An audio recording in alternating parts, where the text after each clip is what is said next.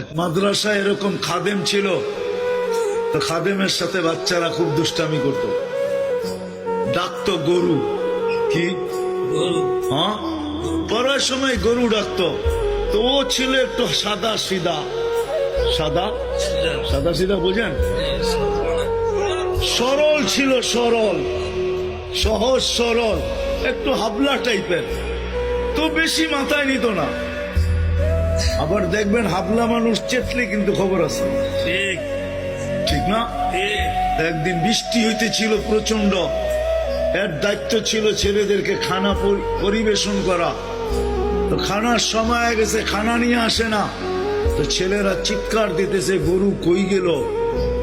একটু পরে দেখতেছে খানা নিয়ে আসতেছে, তো সবাই চিৎকার দিয়ে বলতেছে ওই গরু এত দেরি করলি কেন?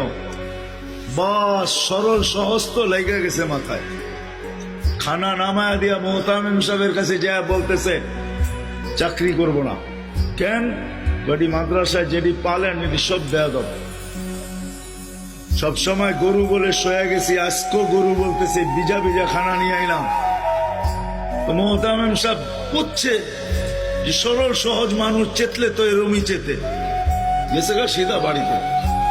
রাত্র ৩টার সময় আসতেছে, আয়সা মোহতামিম সাহেবের দরজায় খটখটাইতেছে, জিজ্ঞাসা করছে কে?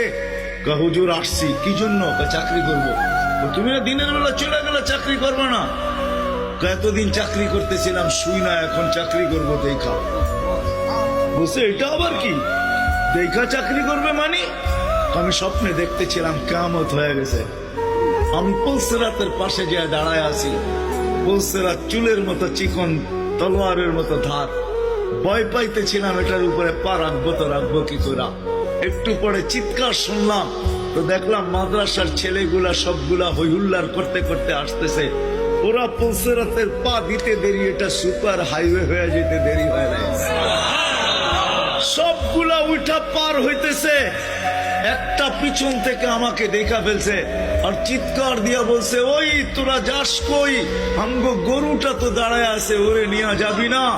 বলে সবগুলা পিছে ফিরে আসছে আর আমাকে উঠায়া কেউ হাতে কেউ পায়ে ধরা সব কাঁধে করে